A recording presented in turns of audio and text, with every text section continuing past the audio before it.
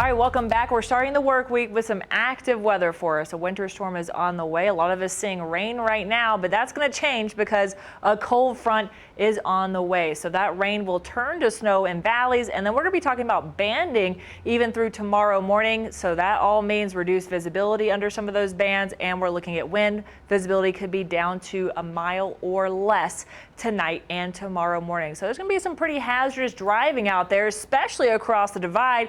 If you're looking at driving on US 2 across the divide, you'll be driving not only in a winter storm warning, but into a blizzard warning. So please be careful if you are driving that way or have to drive. Stay off the roads if at all possible. 5 to 10 inches of snow expected there. 2 to 5 across Sealy Swamp, where we're under a winter weather advisory across the I-90, Highway 200, 93 corridor, 35, 83, all those areas that typically get those bands of snow are likely to, not tonight, but tomorrow morning as that cold front really drops down, and we're looking up to a foot possible across Lookout Pass, and the same for Lost Trail Pass. So not only do we have this snow, but we're also adding in wind. We've seen that not only this morning, but we're going to add that in as that cold front drops down throughout the night. So when you add that snow and wind in the forecast, especially as temperatures drop closer to freezing, we're going to see drifting and blowing snow, reduced visibility, and rapidly changing road conditions. That's the key point here tonight, because we'll be waking up to blowing snow, drifting snow, and not the rain. That's going to change overnight during those overnight hours. And here's kind of a look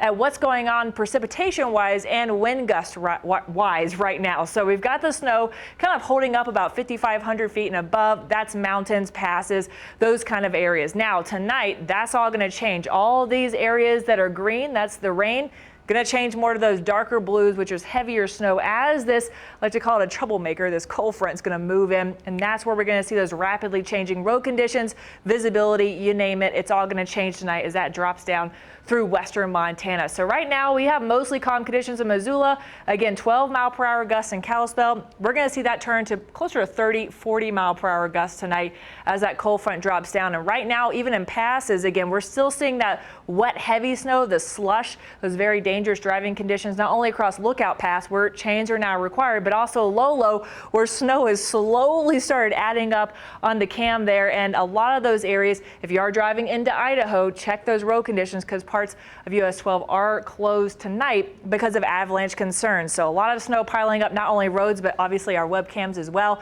Now valleys, it's a little different story. First Security Bank ICAM out of Hamilton, we've been warm all day. Matter of fact, some of the lows last night were above freezing, well above freezing at that. So we've had melting of this leftover snow all day and night. A lot of that is pooling, especially if you notice around your driveway, around some of those side streets. That slush is going to pool and then refreeze overnight. So not only are we tracking more snow on the ground tomorrow morning as that cold front drops through, but a rapid freezing of some of that ice could create some very slick road conditions, some black ice possible. And the Bitterroot Mountains here, looking at closer to 1 to 2 feet on the peak of some of those mountains. So we've got a lot of active weather, breaking it down kind of hour by hour here through the midnight hour, 11 p.m., 12.